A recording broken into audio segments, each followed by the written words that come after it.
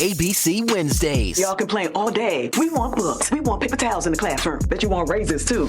I'm still waiting on the paper towels.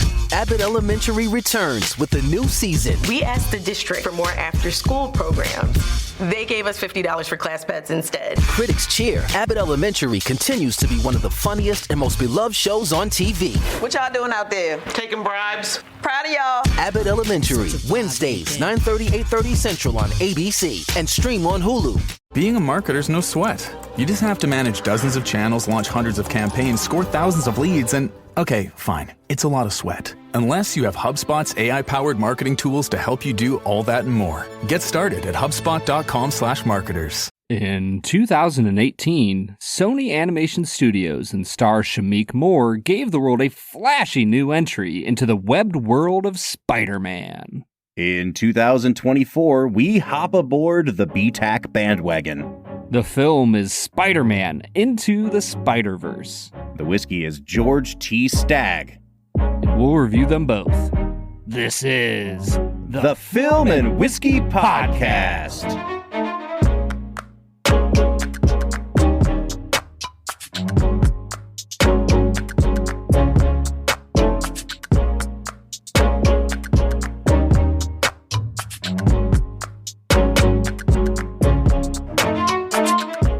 Welcome to the Film and Whiskey Podcast, where each week we review a classic movie and a glass of whiskey. I'm Bob Book. I'm Brad G.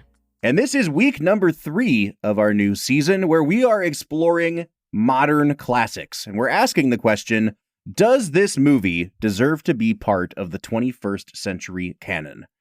Brad, we're 2 movies in, and we're about to review a third.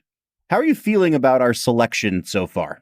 To be honest, Bob, I feel like we started at the top and then we tumbled down into Green Book territory.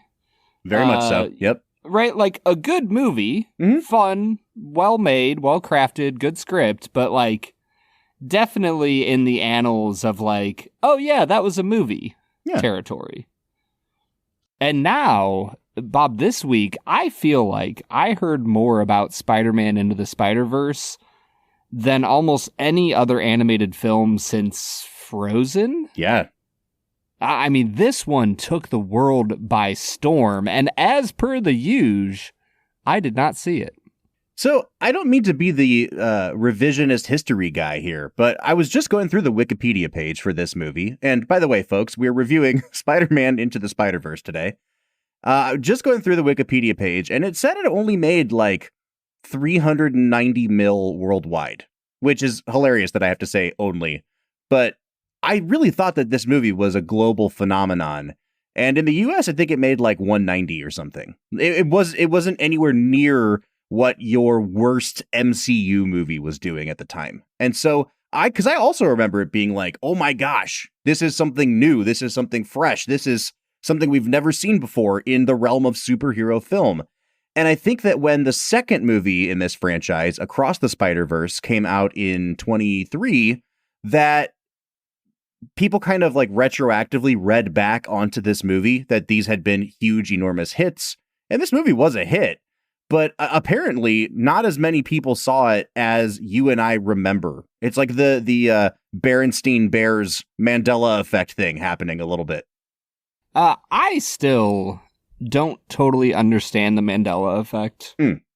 I've looked up multiple instances of it, like the Berenstein Bears, and I'm I think that people just misremembered things. Yes. But why do people freak out about that? I think people just like to think that they're more important than they are. And so if lots of people misremember something, it can't just be that we are all human and fallible and that certain things are just easy to misremember. It's that there has to be some sort of global conspiracy causing us to misremember. It's like the what was the Ashton Kutcher movie, the Butterfly Effect? Yes. Is that what's happening here? Dude, I'm so glad that you knew, because when you start a sentence with "what was the Ashton Kutcher movie," I got nothing. I don't know, man. You're on your own here. Have we ever reviewed an Ashton Kutcher movie on this podcast? I don't believe so, man. And we're going to keep that streak alive. We need to make that a priority, Bob. I don't think so. All right, dude, let's talk a little bit about Into the Spider-Verse. Brad, what is your history with this movie? You said you had never seen it. So was this your first time watching it? No, I still have not seen the movie. just coming in blind, baby. Truly blind. You're just coasting on vibes today.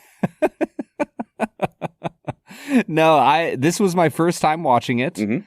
I was able to watch almost all of it in one go. I think I had to stop for a little bit. I think that my first time with this movie being this viewing, I was thrown off by the animation style for a little bit. I still don't know if it's my favorite. I can see how a lot of people would like it, but I don't know. There was something about it that just didn't totally work for me, and that's like totally okay. I still think it's like a beautifully made movie, but I don't know if this is like too harsh out of the gates. I just don't know if I love the animation style. So I'm kind of with you. Especially on my first viewing, I saw this movie in the theater, and I think I've told you this before, but the final stretch of that last battle in the particle collider legitimately gave me motion sickness. I've never had this happen in a movie before. I was seriously nauseous leaving this film, and I couldn't make heads or tails of what I had just seen because it was so much of a sensory overload. But I do remember the uniqueness of the animation style. And this is something that came up again last year with the sequel film. I think we might as well, even before we dive into Brad Explains, let's talk a little bit about this animation style, why it may or may not work, because it really does set the tone for the whole conversation we're going to have today, because this is the animated Spider-Man. Like, this is the one we're going to talk about. It's what sets it apart from other Spider-Man films. The fact that they're live action and this one is not. So at one point, this movie had 177 different animators working on it. It is like, whether it looks cheap to you or not, Brad, and I bring that up because at one point you sent me a text that said this movie looks cheap. And I kind of get what you're saying, but it's also like, well, it might look a certain way, but it looks that way on purpose, because I know you don't have that many people animating unless there's an intent behind it. One of the cool things this movie does is that they call it stepped animation or stepped motion, where they will animate certain elements or certain characters in a scene in 24 frames a second, which is your standard frame rate for animation, because it's like where your eye can stop perceiving the differences between frames and it all flows fluidly. Other characters they animated in like either 18 or 12 frames per second, so that they were only moving every other frame, and it gives it kind of that jittery, stepped look to it. And I like it's kind of disorienting, and you kind of notice that it's happening, but you can't put your finger on it, and then you read about it after the fact, and you're like, oh, okay. They do it a couple times in this movie to really good effect. They animate the main character, Miles Morales, in 12 frames a second, and all the other Spider-Men in 24 as a way of showing like how much more fluid they are with what they're doing. It's interesting, but again, like, it's such a different, unique, sometimes weird, sometimes off-putting animation style that I can understand why someone's visceral reaction to it is like, this, I don't like this. Yeah, it reminds me of when I went to see the first Hobbit in theaters, and it literally felt like Bilbo was in like 1.5x. Like sprinting around his little hobbit hole. Because of the high frame rate thing. Yeah. And so I kind of experienced that in this movie, but like you said, it was like half the screen was going too fast and half of the screen was going too slow. And I like, within the confines of this movie specifically, it makes sense why they do this. I just don't know if it's totally for me. Yeah, and that's totally okay. You know what I mean? Like, there's elements of this movie that are so influential now that I've seen them replicate this when the most recent Puss in Boots movie came out that was nominated for Best Animated Film last year. They do this exact same thing with the frame rate. There's a movie coming out, or that has just come out, called The Wild Robot, and they really replicate the sort of watercolor look of that children's book, but it reminds me a lot of how they do the weird textures on things in Spider-Man. Inside Out 2, a movie that I really like. Pixar, it's kind of crazy that Pixar is now like following somebody else's trend, but there are characters in that movie that are animated in traditional 2D animation styles that are just like pasted into the 3D world of Inside Out. So within this movie, you've got the frame rate thing. You've got in Miles Morales' dimension, everything kind of has that weird video game glitch thing where all the edges are multicolored. And that's kind of disorienting. It almost looks like when you are watching a 3D movie and you take your glasses off and they have that weird glitch effect to it. And then you also have different animation styles for each character. Some of them are like anime. Some of them are Looney Tunes. And then you have like 3D style. So it's a lot to take in. And that's kind of setting us up for this conversation today. I was going to say, you mentioned the animation style, the fact that it is animated as setting it apart from all the other Spider-Men. I think the real thing that separates it is the fact that we have John Mulaney in a Spider-Man movie. Not just in a Spider-Man movie, as Spider-Man. Yeah. Oh, Spider-Ham. He is technically. Yeah, I keep forgetting. Is it Spider-Ham or Spider-Pig? Spider-Ham. Spider-Ham. Okay. Yeah. I think Spider-Pig. Anyway. You're thinking of Homer Simpson holding the pig up to the ceiling. Yeah. Does whatever a Spider-Pig does. Yeah, okay. All right, man. Well, now that we've brought up The Simpsons, I think it's a good place to actually get to our first segment of the day, which we call Brad Explains. Brad's gonna give us the movie plot with only 60 seconds ticking on the clock. So let's go ahead and hear your take with this little segment that we call Brad Explains. Brad Explains is the part of the show where Brad breaks down the plot of the film that he has just seen, often for the first time. Brad, you've seen this movie one time. I actually don't think this is going to be a very hard movie to explain. It's more visually overwhelming than narratively overwhelming. So you get 60 seconds, spoil this movie for us, and go. Miles Morales is a mild-mannered young man in New York City who is bit by a spider while... Oh, I missed the opening, Bob. I was going to say. Spider-Man Into the Spider-Verse is a film about a mild-mannered young teenager named Miles Morales who is bit by a radioactive spider while tagging an underground subway stop with his uncle. He becomes a new version of Spider-Man, soon upon which, realizing that the real Spider-Man needs his help, and in the process of helping him, the real Spider-Man dies. Killed by Kingpin, Miles seeks to undo the damage by enlisting the help of 5 other spider versions who have entered into his realm because of what Kingpin has done to try to bring his dead wife and child back. Training ensues, battles galore, and at the end of the movie, Miles Morales has embraced his new role as Spider-Man. Okay, where shall we start? I think maybe a good place to start is to just give a little bit of context around the production of the movie. So this movie is produced by Phil Lord and Christopher Miller.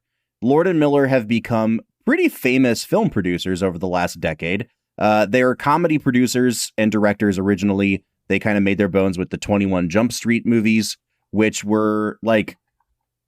I don't know how to quite explain it. What do you call those? Revisionist, I guess. 21 Jump Street was a sitcom with Johnny Depp, or not even a sitcom. It was a drama, a police drama with Johnny Depp back in the 80s. And they made it a buddy cop, stupid, funny movie with Channing Tatum and Jonah Hill. And those movies were really successful. So then they're like, hey, Lord and Miller, what do you want to do now? And they said, let's make the Lego movie. Then they make the Lego movie and all of the Lego spin-off movies. And those movies, I think, really set the tone for what a Lord and Miller type of movie was going to be. Cloudy with a Chance of Meatballs was in there as well.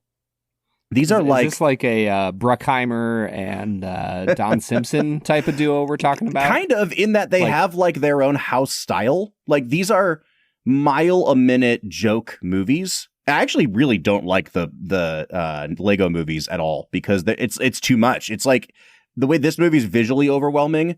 They're doing so much so frenetically with the comedy in those movies that it's like if we throw 87 jokes at you per minute, one of them has to land, right? And then that's the style of those movies. And I kind of remembered some of the more, for lack of a better term, Marvel-y humor in this movie, kind of bleeding into that Lord and Miller style. And I have to say, like, just to start here, Brad, what I found really refreshing was, yes, there were a couple of those moments. There was almost that like Deadpool style humor where they're breaking the fourth wall and acknowledging things like, can we legally say that in this movie? And I kind of roll my eyes at those, but I found it refreshing that this was neither a Lego movie nor an MCU movie in terms of how they approached the humor. Yeah, I think what they do here is they take relationships seriously in this movie, that the Spider-Man of the film, and if there's something I really like about this movie, it's that they really take seriously the origin story of Spider-Man, and not necessarily like comic book, let's get the origin story right. I'm talking about like the origin story of the Spider-Man cinematic experience. Like, at this point, if you make a new Spider-Man movie, the first time your new Spider-Man, like, gets the hang of swinging, he has to let loose with a massive, like, woo, as he's swinging, because Tobey Maguire did it, and he did it so well. And so there's little elements like that draw you into the drama, and that's where Spider-Man succeeds the most, is the fact that underneath the mask, he's a normal person like the rest of us, and he has real relationships that are put at risk that become a struggle because of his newfound powers. And I think that they capture that, like, subtext, the foundational element of what makes a Spider-Man movie a Spider-Man movie. They capture that really well here. Yeah, I mean, I don't mean to make controversial statements, but I'm going to. This is by far the most successful kind of rendition or iteration of Spider-Man as a character since the first or second Raimi Spider-Man, especially in just echoing and capturing that Peter Parker is a genuine loser. He's really sad. He's unsure of himself. He doesn't trust himself. He's bad around girls. He feels in this movie, he's like socially awkward because he's in a new environment where he feels othered. And, you know, like the Tom Holland Spider-Man movies never captured that. Like, Tom Holland was an awkward teen, but like a pretty cool guy. And the Andrew Garfield movies, I don't even want to talk about how they portray Peter Parker. Like, well, I was going to say, the Tom Holland one, they gave him a more awkward, less cool sidekick. Right. You know, to make him look cooler. Yeah, so it's hard to imagine him as the nerdy one. Like, the Tobey Maguire ones, you know, James Franco is the cool guy who, like, stoops down to befriend Peter Parker. Mm-hmm. Well, I mean, I think the best analog to this movie in terms of what we can compare it to is the first Tom Holland one, Spider-Man Homecoming, where so much of that film is built around his high school experience and asking a girl to homecoming. But it never captured, like, both the cringe of knowing that a guy is about to blow something when he's talking to a girl, and also like that, oh man, I remember what this was like. You know what I mean? Like, I so sympathize with this kid. And the second you get Miles Morales in this movie putting his hand on Gwen Stacy's shoulder and trying to do the hey, and it just not working at all, it's really funny, but it's incredibly endearing. And I think even before we get to anything else surrounding this movie, I think the reason this movie succeeds is that they capture that again, which was something we hadn't really seen since Raimi. Yeah, at the end of the day, like, there's a really beautiful characteristic of the Spider-Man, the world of Spider-Man, that this is I don't know how I want to phrase it. Like, it's not a perfect world. Like, this isn't Superman, who's perfect in every way and can solve every problem. It's not Batman, who's this grizzled veteran, detective with this great intellect and all these gadgets. Like, you just kind of have a kid who's trying to figure it out. And I think that they do a really wonderful job of portraying that in the character of Miles Morales. I think for me, that some of the side elements of the movie feel very lacking, like they need fleshed out more. So I think that's like one of my few issues is like, you don't know anything about his uncle. Like, his uncle is, are we in spoiler territory? Yeah, are we let's okay do for it. that, Bob? Yeah. His uncle is just suddenly one of the bad guys. Mm-hmm. And you're like, they're like, do they give the impression that he might not do everything legally? Like sure, you know, him and his dad, his uncle, being Miles Morales, his uncle, and Miles' dad kind of don't see eye to eye, but there is no impression given that he's going to be one of the main villains. And then once you find that out, he's dead like 2 minutes later, and you never find out any reason why he became a villain. And it just felt very rushed. Interesting. See, that didn't bother me too much because I think that, you know, you can't take the context out of what's going on too, which is like, this is the first Spider-Man that has been a person of color, and he lives in New York City. His dad's a cop, so like there's already that layer of like, oh, there's tension there. And then they hit you with, he says something about like how great of a guy his uncle is, and they cut back to the dad, and he's like, So you know that he's up to something probably illegal. And of course, like, you're thinking, okay, maybe he's selling drugs, maybe you know what I mean? Like he somehow came by his means illegally. And I really like the reveal that he is in fact is it the Prowler that they call him? Yes. I really liked that. You know, you get him like chasing Miles into his uncle's flat only for him to take the mask off, and it's his uncle. And I really liked that reveal. I thought that they withheld it exactly as long as they needed to, because Miles finds out, you know, a day and a half or whatever before the big confrontation where his uncle is killed. But that becomes his Uncle Ben origin story. And I like that it's a subtle kind of inversion of like Uncle Ben in the dimension that we're used to was this paragon of virtue, whereas Miles Morales' Uncle Ben was a supportive uncle and a good guy in terms of like encouraging Miles, but was actually a villain. And I really liked that reveal. I liked that kind of twist and that subversion of what we're used to. I'm with you in that, like, they are trying to do a lot with this movie. Like, they're trying to set up the origin story. They're trying to set up who Miles Morales is over against a Peter Parker. And then they're also like, by the way, this is a multi-dimensional, what do you call it? Multiverse movie. Caper. And this was like the first multiverse movie. This is before we did multiverses in the MCU. So it wasn't like we were all on the same page and knowing exactly what this was going to look like when we walked in the theater. I don't know, Brad, like, now on the other side of all of this multiverse stuff, and I know that you're not a big MCU guy, do you feel like they did a good job with the mechanics of the interdimensional stuff? Oh, 100%. I think that they do the perfect amount of not explaining. Yep.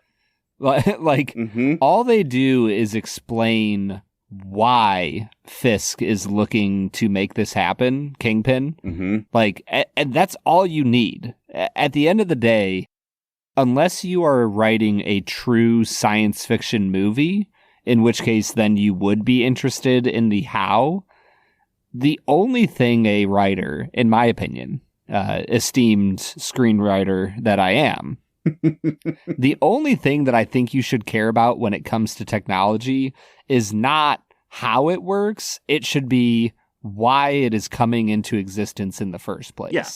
How does this affect the movie?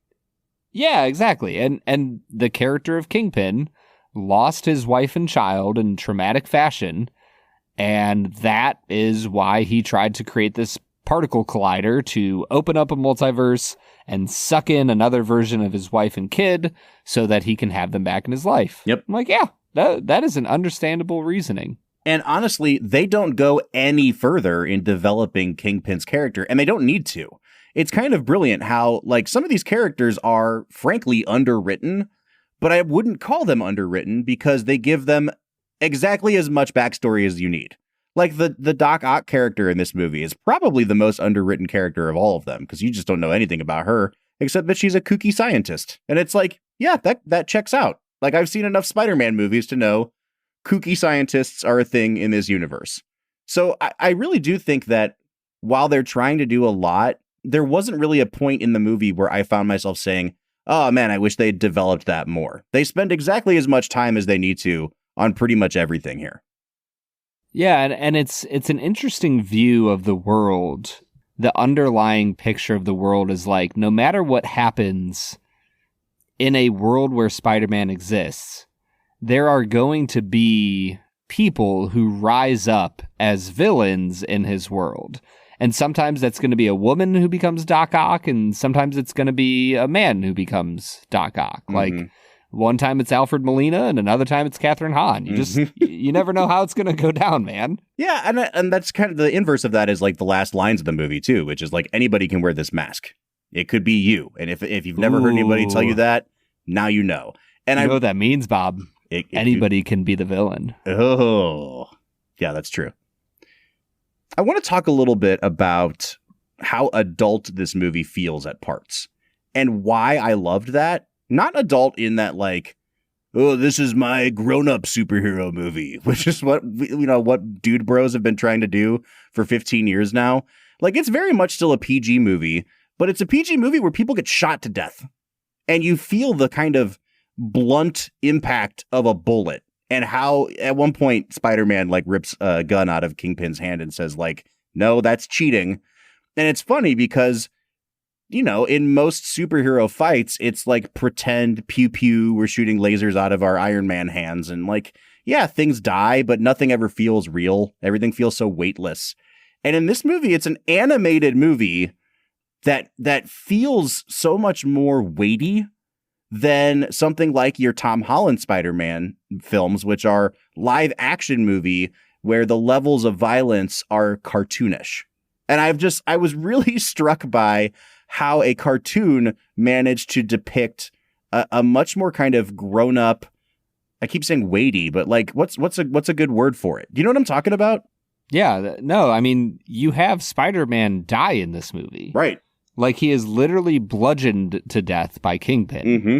And like, that's brutal. And you see people get shot and killed in this movie, and that's brutal. And they don't have any efforts to like hide how weighty all of this is. And I think that the animation of the film gives credence to all of it, because I think if there is something they nail in the animation, it's everybody's faces. Mm-hmm. Like, there's something about the way they draw the lines on their face and their noses and the wrinkles on their forehead and the cheeks that, like, man, these people feel real and their emotions feel real. And then on the inverse side of that, I think animation is actually a great world for Spider-Man to exist in. Because, like, as much as I love me some Alfred Molina, Doc Ock, like, I think those movies look great as live-action films. Like, Kingpin is a great character to be animated. Like, he's literally this teeny tiny little head that's placed way too low on these massive shoulders covered in a black suit that just looks incredible in this movie. Mm-hmm. Yeah, I mean, he really does. The fact that he's creating a black hole is not an accident. Like, that's what his motivation is. But then half the time he's on screen, he's completely filling the frame with how large his body is, and it looks like a black hole on screen. Like, it's a really cool touch. Brad, before we go to break, I do want to talk about the cast of this movie, because the cast is just absolutely stacked. But I've started noticing things, and I think it's because you and I have recorded so many episodes of this podcast now, but like every now and then I'll have to send you a script or something, and I'll say, hey, we need to do an ad read. Can you take 2 passes at this list of bullet points? And you'll send back a recording of yourself.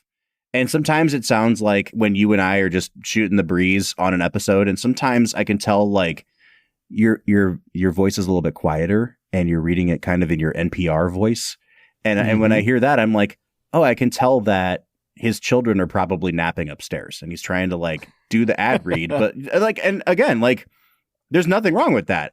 But you start to notice like the subtle differences in tone and like gravitas in your voice. And that's one of the things I love about the voice performances in this movie. A couple people are going big, like Catherine Hahn is being Catherine Hahn as a supervillain. But then you've got like those moments where something seriously emotional has happened to Gwen Stacy or to Miles or to whoever it might be. And it's almost like you can tell that they instructed the actor doing the line reading to get so much more closer to the mic. And it's like this tender kind of moment. I was really blown away by a lot of these vocal performances, Brad, because they really do run the gamut of dynamics in that way. Are you a big New Girl fan, Bob? I like New Girl a lot. And I hope that this is going where I think it's going, Brad. I had a hard time for like the first 35% of the movie, 40% of the movie, getting down with Jake Johnson as Peter B. Parker. Because all I could hear was Nick. Sure. Like that is the only thing I could hear. And somewhere around the halfway point of this movie, he transformed into like the perfect older, got a bit of a beer gut Peter Parker. And I completely, like, he just transformed into Spider-Man for me, and it was perfect. It is an unbelievable performance, dude. And I think part of it is because he's not doing Nick Miller in the first half hour, but they're having him be way too jokey, way too flippant. I mentioned Deadpool a little bit ago. They're having him do like the Ryan Reynolds Deadpool shtick for the first half hour. And I was like, I was not down with it either. And it's kind of once you start to realize that he's doing that jokiness as a way of pushing aside and pushing away his own inner demons as a character. Even when he's narrating to us, the audience, you know, you don't realize he's doing that at first. And once his story starts to unfold a little bit and you get those vulnerabilities that Jake Johnson can bring to this character, even like the most obvious line reading at the very end of the movie, where Miles wants to send him back to his world, and he seems like hell-bent on not going back because he's scared. And you know that the line about it being a leap of faith is going to come back, but the way he delivers it is such a little surprise. Like, you think he's going to go, "You're right. It's a leap of faith." You know, like an acknowledgement of, I see what you did there. And he doesn't do it that way. He does it in a much more tender way. And yeah, dude, I was like honestly floored at how good his performance was. It made me realize that the reason I like him so much in New Girl is because the moments where he is being emotionally vulnerable in the character of Nick, he freaking nails. I don't want to be vulnerable, but I have to be. Like it is such a talent of his. And so I think he is the perfect casting for old, out of shape Spider-Man who's just trying to get by. I do think that like if we're doing like a tiers list of performances in this movie, he is tier 1 and 2. And then everyone else is kind of beneath him. I have nothing against anyone's performances. I think they're all really, really good. I think that Brian Tyree Henry as the dad is really good. I think Mahershala Ali as the uncle is really good. I think Miles Morales is really good. And, you know, you go down the list and you're like, wow, they have Liev Schreiber in this movie too? That's crazy. Like, there's just so many actors here. But the one that stood out to me above everybody else was Jake Johnson. I have a question for you, Bob. There is some very clear sexual tension between Gwen Stacy and Miles Morales. Yeah, there is. But like being the Spider-Men of their respective universes, is there something weird? Like is that a little bit off if they're trying to get it on? Well, see, then what you're asking is, are you having sex with yourself at that point, right? Essentially. I mean, pretty much. Here's the real question, Brad. Is it cheating if she's from another dimension? That's the moral quandary of this movie. It's like the if you're 2 states away, it's totally yeah, exactly. Okay. If she's from an alternate dimension, who's gonna know? I could date whoever I want. All right, man. Before we go to break, anybody else in this cast list that you think is worth mentioning? I mean, I think Shameik Moore is great as Miles. I think Haley Steinfeld is really wonderful as Gwen. I think it's hard to dive into anybody else because the only people who are given anything meaty are Shameik Moore and Jake Johnson. Mm-hmm. I think Haley Steinfeld does as much as she can with the part that she's given. And so, yeah, I mean, I think she does great, but I mean, I don't know. What are your thoughts on Shameik Moore? Where are you at with him? I think he's great. And I don't know anything about him outside of these two films. So I don't know if he's like a really great actor. I think the fact that he feels unseasoned in this works perfectly for the character. And I'm going to give him the benefit of the doubt and say, like, he's so talented as a voice actor that he can impart that onto the character. Whether or not that's true, maybe he's just really green as an actor. I have no idea. But it works for this character. It's a really great, again, vulnerable, open, awkward, like just a perfect, however old he is, 15-year-old boy. Like, it's just, he nails it, man. Yeah. Well, let's take all these good vibes, and I think it's time for us to dive into a well-seasoned veteran in the world of whiskey. Are you excited to drink some George T. Stagg, Bob Book? You know I am, man. Let's get to it. My dad works in B2B marketing. He came by my school for career day and said he was a big ROAS man. Then he told everyone how much he loved calculating his return on ad spend. My friends still laugh at me to this day. Not everyone gets B2B, but with LinkedIn, you'll be able to reach people who do. Get a $100 credit on your next ad campaign. Go to linkedin.com/campaign to claim your credit. That's linkedin.com/campaign. Terms and conditions apply. LinkedIn, the place to be, to be. Hi, and welcome to IKEA. How can I help? Oh, my schedule is crazy. I just want some me time. Maybe it's time to embrace the joy of staying in. With comfortable beds, pillow and decor, mood lighting, and so much more, you can turn your bedroom into the place to be. Oh, sounds like a dream. We've got you. Visit us in-store or at ikea-usa.com/sleep to create your dream bedroom today.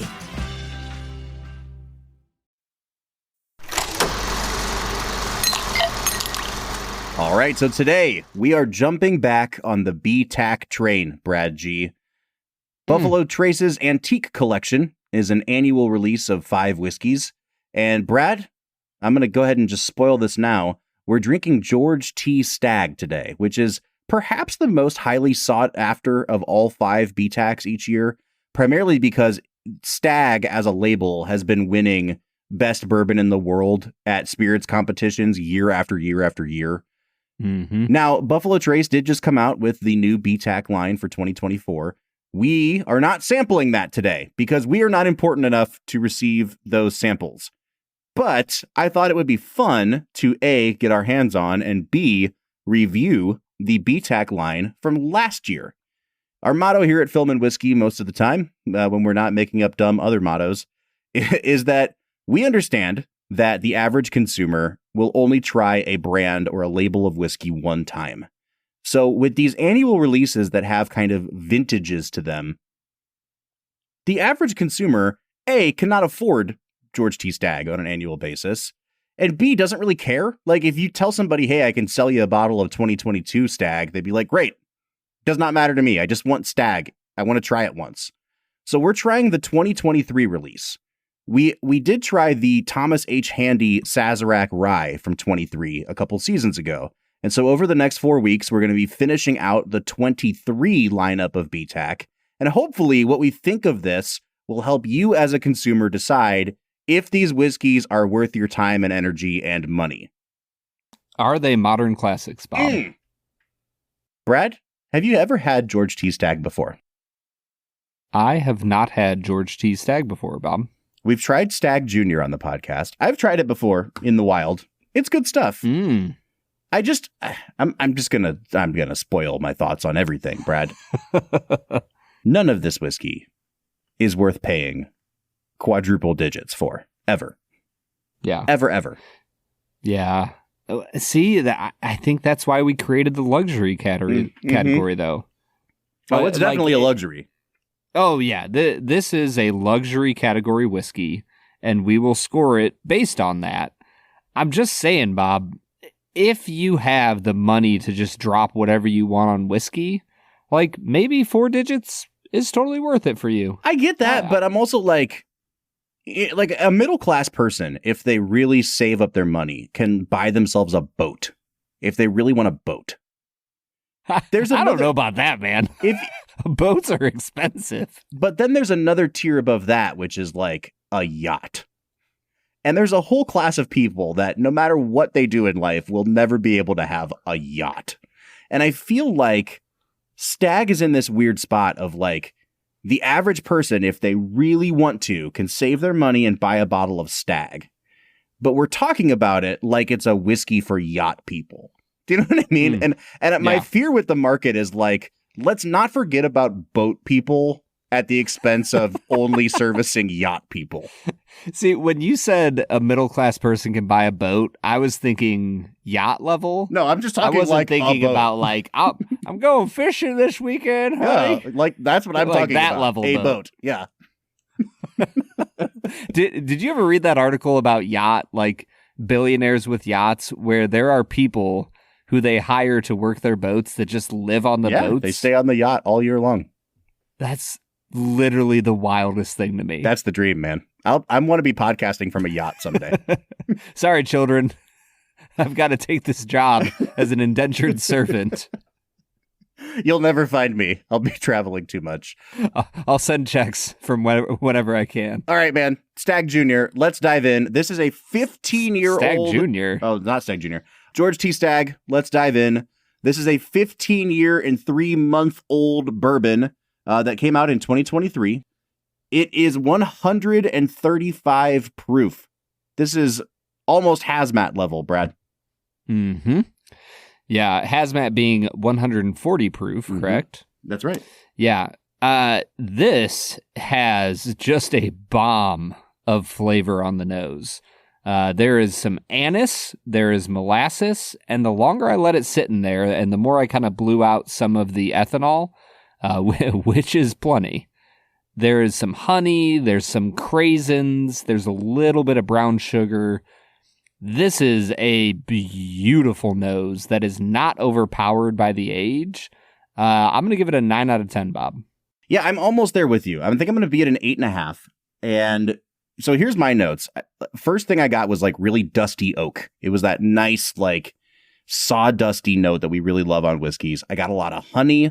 And then I got this note that I can never know the name of the plant that I'm referring to. But it's like when you are out in the country in the summertime and you catch a whiff of the breeze and it's that really sweet smelling like fragrance. I don't know if it's a weed. I don't know if it's a tree. The only other thing I catch that note on is like Amburana finished stuff. So I wrote that down here. I know people hate Amburana in their whiskey finishes now, but it's that powdery floral note. There's a ton of ethanol, dude. The longer this sat in my glass, the ethanol came through more. But beyond that, there was some cinnamon. And then I got a little bit of almost like meatiness at the very end that I really liked. I'm going to give it an 8.5. It's super complex. Bob, when I got into the palate here, my first note, and I know this is a reference you understand because I explained it to you the other day, the viscosity is over 9,000. Oh, interesting. I think that this might be one of the most coating whiskeys we have ever drank in the history of this podcast. Huh. I had the exact opposite experience. What? Like, it coats your mouth because there's so much alcohol. But in terms of the actual thickness of it, like it's a very thin mouthfeel because, again, it's all alcohol. Like, it didn't taste syrupy to me at all. Oh, I don't know if we drank the same whiskey. I literally just checked the label on mine. I was like, oh my gosh, did we drink the same thing? Oh, dude, I thought that there was, like, this was literally one of the thickest whiskeys we've ever had. As far as flavors go, I got nutmeg and clove and like all the baking spices. It reminded me of fresh bread right out of the oven. There is some caramel. There's brown sugar. There's honey. Once again, the craisin almost turned into a raisin type of vibe. Like it almost tasted like I was having like cinnamon raisin bread at one point. I think that this is the epitome of what bourbon can be on the palate. And I'm going to give it a 10 out of 10. Wow. Yeah, I'm a little bit cooler on this one than you are, Brad. Not significantly so, but I think I'm at an 8.5 again here. And it's because it was so unexpected in a good way. But your note of raisin, I think, is really, really good. Not just because it echoes raisin, but it actually mimics that sort of almost bright, not quite sour, but like fruity tartness when you first bite into a raisin before those sugars come out. On the very front of my palate, it was almost sour. It mimicked like fresh tart fruit. And bourbon never does that. Like I never get that brightness on the tip of my tongue. I did say that the mouthfeel was super thin, but it really opened up. It was like a cherry bomb for me. It was like tons and tons of just dark cherry. I did that thing where like aspirated a little bit and kind of like sloshed it in my mouth while breathing in some air because that ethanol was so heavy. And it reminded me of almost like tropical candies, like blue raspberry kind of candy. That brightness came back again. There was black pepper, and then the oak took over. And there is a lot of really heavy oak on this. I think it's an interesting palate, and I've never gotten some of these notes ever on a bourbon before. I just don't know if it's necessarily my favorite thing I've ever tried. So it's an 8.5 for me. I think the finish, once again, knocks it out of the park. It gets into a more vanilla bean territory. The oak char really comes through strongly at the end. The baking spices are there. It turns a little bit rye forward on the finish. And there's some really nice leather notes that round things out. I'm going to give it a 9.5 here on the finish. I'm also at a 9.5. And it's mostly because I do think it's really oak heavy. There's some baking spice. This is predominantly scored where it is because it might be the most long-lasting finish I've ever had on a bourbon.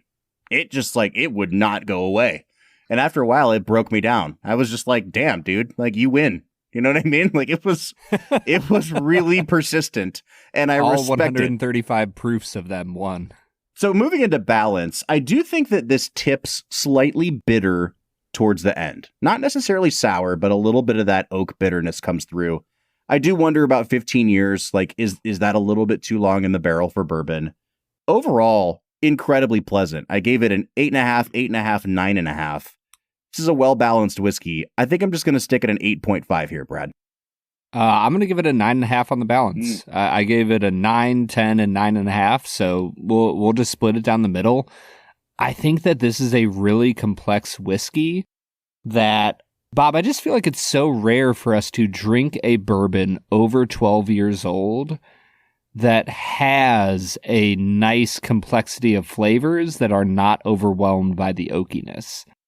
And I think that they nail that here. I don't know how they do it. I don't know what voodoo magic they're doing down at Buffalo Trace, but they really nail the balance of flavor and age in a really beautiful way. Before we get to the value category, where this thing takes a nosedive, where are you at out of 40 just on the tasting notes?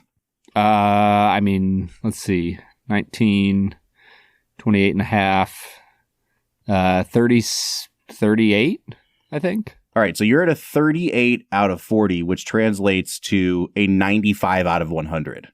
I'm at a 35 out of 40, and I'm at an 87.5 out of 100. Now, I like this significantly less than Brad, and even I am at almost a 90 level. So this is really good whiskey. I just wanted to get that out there before we talked value, because Brad, it's your turn to kind of fill me in here. What is this selling for now? I saw a bottle for $450. I saw a bottle for $900.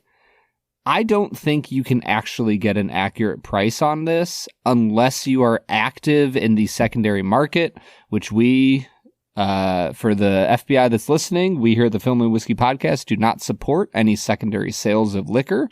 We only want people to buy it from their approved liquor licensed stores and individuals. But if you happen to be aware of this illegal, terrible, evil, blight upon society, black market, secondary whiskey, you're going to have to be connected to know how much this is going to cost you. So MSRP is $125. Now, I think that the $900 price point is someone that's just price gouging. This is probably already peaked and come down a bit, but the quantities are even more limited now. What do you say we set it at 500? That's 4 times MSRP. That is like astronomically priced, but I actually think would be considered a pretty fair market value in most corners of the secondary market. Sure. $500, Brad. Where are you at on this? I think this is why we created the luxury category. Because I like thinking about it at $500, it might bring my price down, my value down a little bit. But if I just thought of it as this is a luxury purchase made by people who can make luxury purchases, I think this is a 9 out of 10. Like I think that the George T. Stagg of 2023, and from what I've heard of other iterations as well, I think it's worth the hype, Bob. I'll be the Brad G today, and I'll just do the, would I pay $500 for this particular whiskey? I would not. I will also be very blunt in saying I would not pay $500 for pretty much any whiskey. Yeah, I am a notorious cheapskate, and I do not make that much money. So, what are you going to do? I want to make it clear. I also would not spend $500 on this whiskey. I'm just saying, if I think of it as a luxury whiskey, I think it's a 9 out of 10 value. I think the fairest way for me to balance out the way you're approaching it, though, is to just say, is it a fair value considering the crazy world we live in? And I think to reflect that, I'm going to give it a 5 out of 10 on value. It is whatever kind of value you perceive it to be. Like, if you're, to your point, Brad, if you're in the market for this kind of a thing, you're going to pay whatever it takes to get it anyway. So, nothing we say is going to sway you one way or the other. I'm going to give it a 5, and that brings me to a 40 out of 50. This is a very, very good whiskey. Bob, I am at a 47 out of 50. Man, you're coming in hot with these 40-plus scores this season, dude. I'm drinking good whiskey, Bob, and I have no shame in recognizing that. That takes us to an 87 out of 100, or a 43.5 on average. This is a no-brainer recommendation, man. If you can find a pour of it somewhere, it's a great luxury bourbon. It just is. Yeah, I have long harbored animosity for the BTAC. Not for BTAC, but for Buffalo Trace as a whole. Mm-hmm. I think that they take pride in the secondary market prices of their product, and that annoys me quite a bit, and it still does. But I try to be as fair as I can. And when I drink this whiskey, I can honestly tell you, this shit is delicious. Well, you heard it here first, folks. And by first, I mean a year after the fact. Brad, let's get back into talking about Into the Spider-Verse. What do you say? Let's get to it, Bob. Get softer, smoother, and more even-toned skin after just one use with the new Gentle Exfoliating line from Cetaphil. Formulated with a unique triple acid blend that promotes surface skin cell renewal, these gentle chemical exfoliators remove dead skin cells and refine skin's texture while hydrating, resulting in softer, smoother, more even-looking skin. Shop the new Cetaphil Gentle Exfoliating line in the face and body aisles at your local Target store or online at Cetaphil.com. All right, everybody. That was the 2023 George T. Stagg BTAC release. What a fine whiskey, Bob. A very nice dram. Yeah. It's truly one of the few bourbons I've ever had that I would place up against scotches. Absolutely.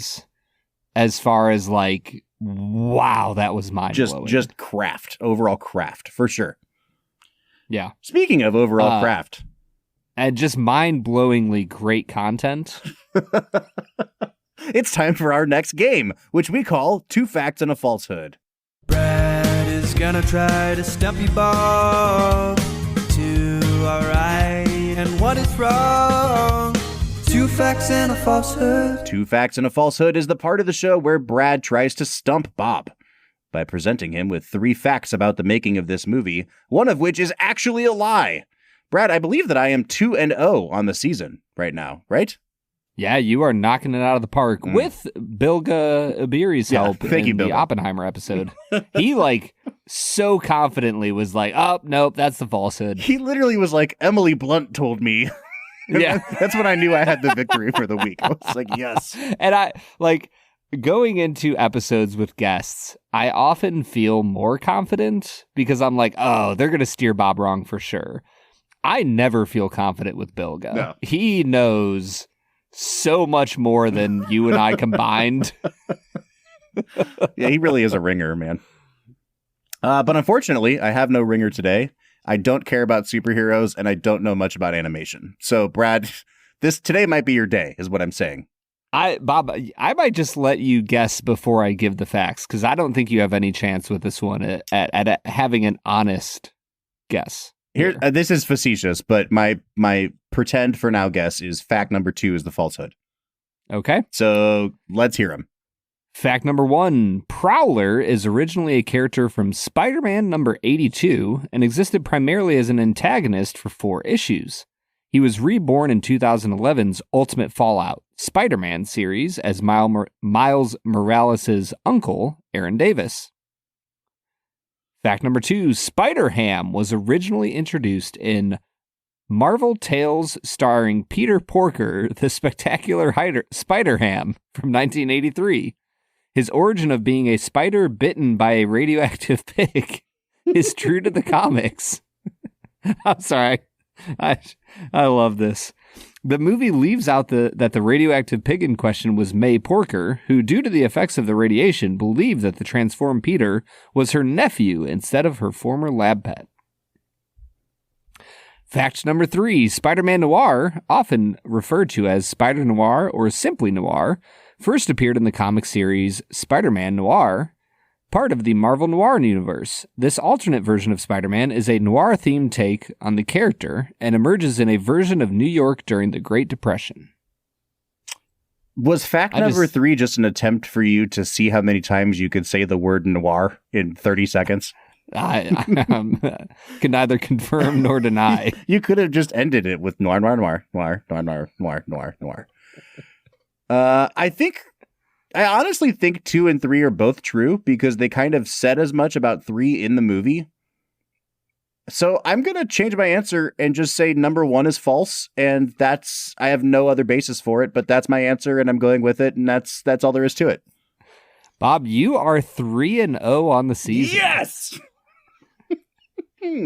I couldn't help it, man. Reading about, copied the Spider-Ham thing, and I thought it was a good one. And then as I'm reading it, I couldn't help but laughing. You almost had me, too, because you do like to laugh at your own jokes sometimes. So I was like, oh, man, was this a Brad creation? But Marvel Tales starring Peter Porker. Well, it was when that was the part that got me. It was when you said Aunt May Porker in the second sentence that I was like, oh, this must be true. Yeah, to name Aunt May Porker is that's a bold move. All right, man. We're almost at an hour into this episode. I don't have too much more to say. I think this is a really, really good movie and shockingly raised my opinion of it. I think partially because I was able to watch it on a smaller screen this time. And so the chaotic nature of that final sequence was condensed and contained into just part of my field of vision. So I did not feel disoriented or nauseous this time. And fun fact, that really helps you appreciate a movie more. Yeah, it's weird how nausea does not contribute to your final score when thinking about a movie. It's weird how that happens. I mean, it could contribute very negatively, but luckily that's not happening today. Yeah, I'm curious, Bob, coming away from this, is this your second time or I don't know, is this your 18th time? No, I have not watched it since that theater going experience. And I was at a 6.5 on this movie. It just it didn't do it for me the first time. I didn't quite get why everyone fell in love with it. I probably had some sort of Marvel hangover too, where everything was still getting praised like it was some revolutionary piece of cinema. And now watching it, I do think that in a lot of ways, the animation style is more revolutionary than I realized at the time because of how many copycats have come along. But where the movie really succeeds for me is in capturing what I love about Spider-Man anyway. Like it is the awkwardness, it's the teenageriness of him, but it's also like in that final sequence when he's really come into his own and he's about to defeat Kingpin, and you can tell that he has complete control and confidence in his powers. They finally start to do the thing where as he swings and he's in between swings and he has that sense of weightlessness before he latches onto something else, and you can kind of feel like the lilt of him. I'm like, oh yeah, dude, they got it. They nailed the way Spider-Man moves in a way that those stupid MCU movies never could. Like it's just, they just really capture why I fell in love with the Raimi Spider-Man movies as a 12-year-old. Yeah, and I, on my own, in the last month or so, I actually saw that The Amazing Spider-Man was leaving Netflix. And I was like, I always avoided those movies out of this like weird sense of loyalty to Tobey Maguire and Sam Raimi. I was like, I need to actually watch this. So I sat down and watched Andrew Garfield with his turn as Spider-Man. And I realized that movie sucks. It's really not good. And I don't know why I avoided it all these years. I had this like weird like dread that it would be better than Raimi's. And so watching that recently, I think I did have a lot more respect for where they go with this movie. And I have a lot of respect that they were willing to enter into the absurdity of the world of Spider-Man, and it offered something in an animated world that you can't get in any live action version of it. I mean, I'm even thinking of Scorpion as a bad guy. Mm-hmm. Like, he's just an incredibly well visualized bad guy that you don't need to know anything about other than he's a freaking scorpion and he's terrifying. And like, that's perfect. Mm-hmm. And it's so well done. So yeah, I'm kind of with you, man. I enjoyed this way more than I thought I would, especially like 20, 30 minutes into the movie. There's a lot of times where I'm watching a movie and I'm aware. It's kind of like when you're watching a guy that's like throwing a perfect game and you start to become really aware of the stakes and you're like, oh God, they better land this, because right now this is like a 10 out of 10. And 100% of the time, they never land it. There's always something that brings the movie down from like, wow, that first 45 minutes was great, and then it falls off. This was the rare movie where I wasn't even aware of how much better it was getting as I watched it. Because at first I was like, nah, I'm not really into this. And then I was like, oh, they're actually doing a pretty decent job to... oh, this is like on par with the good Marvel movies. I think this is a pretty good superhero movie. And then by the end of the movie, the last 5 minutes, I was like, hell yeah. Like, this is what I want in a suit. And it wasn't until I said hell yeah audibly to myself in a room that I was like, oh, I think I really love this movie. This is way better than I was expecting. And that might be a good jumping off point, Brad, for us to get into our final segment of the day. Let's make it a double. We're near the end of the episode, so thanks for listening to the Film and Whiskey Show. Let's pair another film with this one, even if it's a struggle. It's our final segment of the day, now let's make it a double. Let's Make It a Double is the part of the show where we pick a movie to pair up with this one to make the perfect double feature. Brad, I said that I wanted to segue into this because this movie, I realized at the very end where he was doing that weightless thing and where he finally had that moment of like, I am completely confident in my own skills and abilities now. I thought of that great moment in The Matrix, where after taking all those shots from Agent Smith, they start hand-to-hand combat again, and Neo puts one hand behind his back and is just blocking every blow, and then kind of just turns away at one point, and you're like, oh yeah, hell yeah, this is what I'm looking for in a movie. It was the exact same thematic content, like the hero fully coming into his own powers. And I was like, man, this is like Matrix level reaction from me. So I think the movie I'm pairing this up with is 1999's The Matrix. Man, that would be a really weird night of cinema. And I'm here for it, man. That would be a hell of a night. Yeah, dude. I'm curious, would you watch The Matrix first or Spider-Man first? Oh, I don't know. It just depends on, like, do you want to end with Spider-Man swinging through the streets or with Neo, like, flying off into the sun? Dude, what a good movie The Matrix is. Like 10 out of 10. Just a masterpiece. Perfect masterpiece of sci-fi thriller. All right, where are you at? I am going to pair this with another animated film. And I think that it's another film that I would land in a similar place to Spider-Man as far as final scores go, where I think that this film nails the characters, the development of said characters, and like the emotional weight of the film.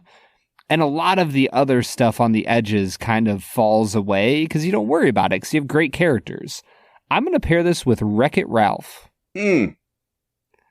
Which, when John C. Reilly is flying towards that volcano and repeating the villain's code, I cry every time.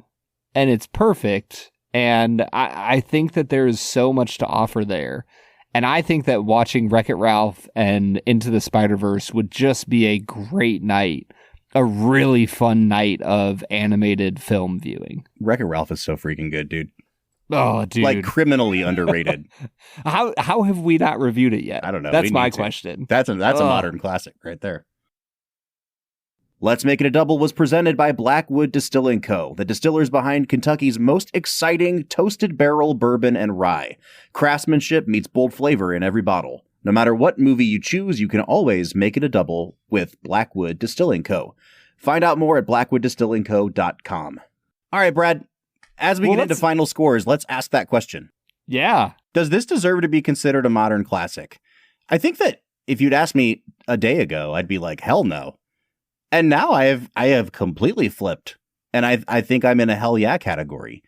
I do think there's a slight caveat in that it has made me realize, despite how many animated movies we get, that the number of animated films that I would consider modern classics is still a shockingly small number. It's like the 5 best Pixar movies and then maybe 3 or 4 non-Pixar movies. And just taken on that, do I think this is one of the 10 best, 15 best, whatever it might be, animated films of the 21st century? I probably do. I do think it's operating at a level that others don't. It's taking on subject matter that others don't. The animation style is unique enough to itself that it justifies kind of setting aside. I do think this should be considered a 21st century classic.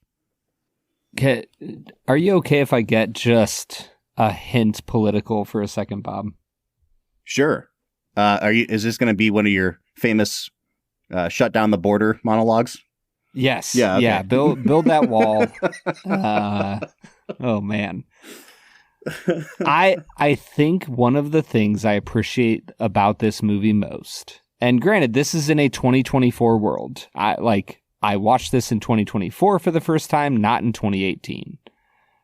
But I feel like in 2024, we've had so many instances in media of minority characters being made the main character of a TV show, a movie, whatever. And they have no flaws, they have no problems, they have no weaknesses because they're a minority character and they need to be awesome. Because they haven't been awesome in so many decades of cinema. And I'm not arguing with that latter point. But I think what I loved most about this movie was that I didn't ever once feel like there was a political message being thrown at me. Mm-hmm. That it's like, wow, Miles Morales is black, Hispanic, and perfect, and has no flaws, and has everything figured out. Like, it was just simply a story of a young man who is trying to figure out his place in the world as a black Hispanic teenager who is bitten by a radioactive spider and is going to go about things differently than a white Peter Parker would. Mm-hmm. And there's never anything that feels forced or out of place. And I think that my 2024 self almost felt a little on edge, like, waiting for the political message to hit me across the face, and it never came. And I was like blown away because they just simply focused on character development, and I think they nailed it. And I don't know. Is any of that controversial? Do I need to be pushed back on? No, I don't think so at all. I mean, you and I have talked about what we perceive to be really cheap, gimmicky writing that shoehorns in, making a character a certain ethnicity or whatever for no other purpose than what seems to be checking a box. And I think they do it so intently here and with such purpose and maturity that it really does, it adds a layer of complexity to the Spider-Man narrative in a way we haven't seen before. But it never feels preachy. It never feels like anything more than you are watching the origin story of a Spider-Man. It may not be the Spider-Man you grew up with, but it feels true to who that character is supposed to be. And I think it's a really huge success because of that. Brad, I'm going to give this movie a 9 out of 10. I came in thinking like 7.5 to 8. I think I will give it an 8.5. Mm-hmm. There are some issues with the film. I think that the writing around the edges of the film gets really ragged. The art style doesn't always work for me. But overall, I think this is a really beautiful film. And I do think that it deserves to be called a modern masterpiece. All right. So there we are on Spider-Man Into the Spider-Verse. We're at an 8.75 on average. But we'd like to know what you think. Is this as good as the second one? Should we have done the second one instead? Because guess what? We're not doing it this season, folks. We have other movies to talk about. But you can let us know which one you liked better by reaching out to us at any of our social media accounts. Facebook, Twitter, Instagram, TikTok, YouTube, freaking LinkedIn, baby. At Film Whiskey. I think you're going to keep saying that just to get me to laugh at you, Bob. I posted something on our LinkedIn the other day, and I got an email that was like, congratulations, your post had 2 impressions. It's like, we did it, man. There's 2 people out there. Oh, if you want to put the energy of the Film and Whiskey podcast behind it, I'm in, man. Yeah. I'm ready. Where else can they find us, Brad? They can find us on Discord. If you are in the world of Discord, join our server. We are talking about movies and whiskey and all of our episodes. Join the conversation. You can find a link at the end of every single one of our show notes. We'll be back next week talking about perhaps the ultimate dad movie of the 21st century, Ford v. Ferrari. But until then, I'm Bob Book. I'm Brad G. And we'll see you next time.